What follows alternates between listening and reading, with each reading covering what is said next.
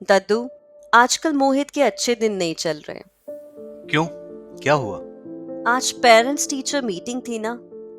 उसके marks as usual कम ही आए हैं। फिर तो तेरे पापा को स्कूल वालों ने खूब समझाया होगा।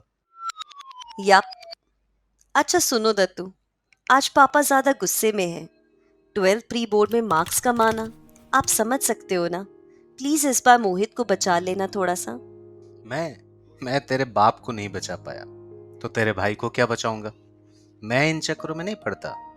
पापा को नहीं बचा पाया मतलब? मतलब ये कि मैं तेरे पापा को महामूर्ख होने से नहीं बचा पाया। और आज भी मैं उससे ये नहीं कह सकता कि तू दुनिया का सबसे बड़ा मूर्ख आदमी है। तो तू बता, मैं तेरे भाई को कैसे बचाऊं? दद्दू, मेरे पापा मूर्ख नहीं हैं। बिल्कुल है। सिर्फ मूर्ख ही नहीं है, दुष्ट भी है, कायर भी है और बहुत कुछ है। अच्छा, ऐसा क्यों? बताओ। देख, तेरे पापा अपनी कमाई से सरकार को एजुकेशन सेस नामक टैक्स देते हैं। और वो भी तब से जब से वो कमाना शुरू किए। तुम लोग तो तब पैदा भी नहीं हुए थे। और वो आज भी दे रहा है और आगे भी देता रहेगा। इतना ही नहीं, उसने तुम दोनों को प्राइवेट स्कूल में भेजा। वहां फी तो दिया ही दिया। इतने पे भी उसके आत्मा को शांति नहीं मिली। तो उसने किताब, कॉपी, पेन, पेंसिल हर चीज पे टैक्स दिया।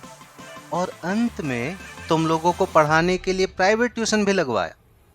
अब तो खुद देख, तेरा भाई मैथ की कोचिंग लेने जाता है और वहां भी तेरे पापा फी के साथ साथ सर्विस टैक्स भी देते हैं। ओ, बेचारे मेरे पापा कितना कुछ करते हैं अपने बच्चों के लिए, और आप हैं कि उन्हें मूर्ख कह रहे हैं। हाँ, तो गलत क्या कह रहा हूं?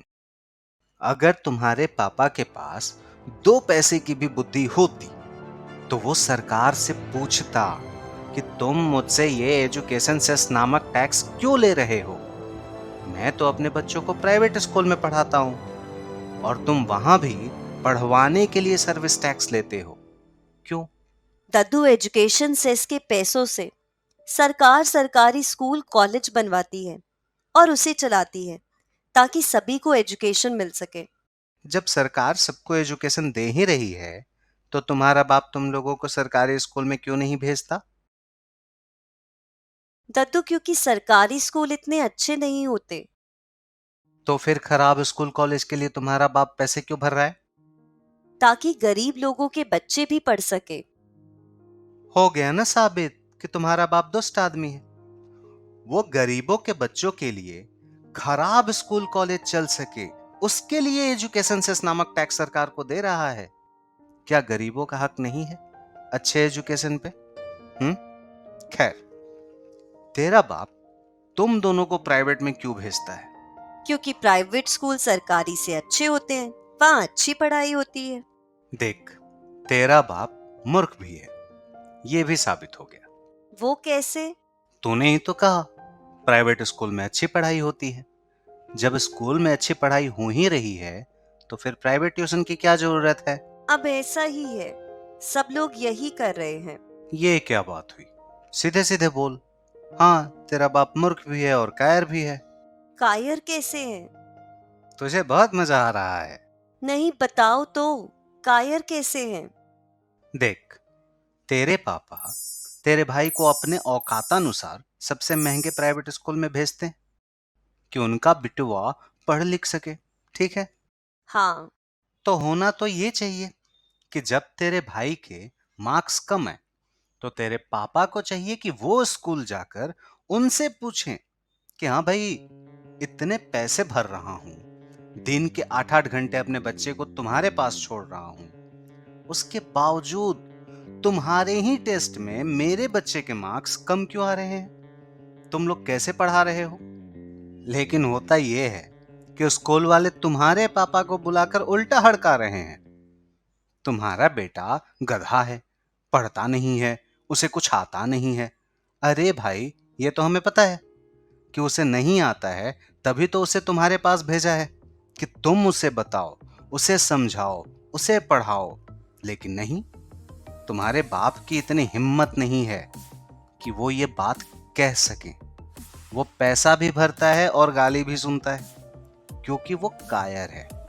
वो जानता है कि वो ज्यादा कुछ बोलेगा तो ये स्कूल वाले उसको उसके बेटे समेत बाहर फिकवा देंगे और ये कुछ नहीं कर पाएगा, क्योंकि इसके जैसे पिताओं ने धीरे धीरे अपनी गुलामी इन प्राइवेट स्कूल वालों को लिख कर दी है। बाप रे, ये तो अजीब ही है। लेकिन ये सब हुआ कैसे? क्या सब ठीक नहीं हो सकता? ना, क्यों? क्योंकि जब ये सब शुरू हुआ था, बोले तो जब सरकारी स्कूल बर्बाद किए जा रहे थे और प्राइवेट स्कूल खुल रहे थे, तब तुम्हारे पापा जैसे लोग सड़क पे दुपट्टा लेकर नाच रहे थे कि कुछ तूफानी हो रहा है। जब आने वाली गुलामी का जश्न मनाया जा रहा हो तो आजादी मिल ही नहीं सकती। ये लोग खुश थे कि अब इनके बच्चे अच्छी पढ़ाई करेंगे और गरीबों के बच्चे छट जाएंगे। जब शिक्षा जैसी पवित्र चीज की नींव गंदी और घटिया नियत से रखी जाती है, तब इमारतें नहीं बनती, कैद खाने बनते हैं। और इन कैद खानों में सब धीरे धीरे कैद होते जाते हैं। पहले तेरा बाप कैद हुआ, कुछ सालों बाद तू, फिर तेरा भाई, पीढ़ी दर पीढ़ी ऐसे ही सरकार को भी टैक्स देंगे और प्राइवेट स्कूल को भी, फिर ट्यूशन को भी। फिर अपने बच्चों पे एहसान जताएंगे कि देखो हम तुम्हारे लिए कितना कुछ करते हैं। ये गुलामी को भी एहसान का रूप देते हैं। दरअसल तुम्हारे बाप जैसे लोग तुम लोगों को गुलामी और अज्ञानता की ऐसी गहरी खाई में धकेलेंगे कि तुम लोग कभी उससे बाहर निकल ही न सको। इसलिए मैंने कहा, मैं नहीं बचा सकता। दद्दू, क्या ये सब ठीक नहीं किया जा सकता है? बिल्कुल किया जा सकता है। कैसे दद्दू?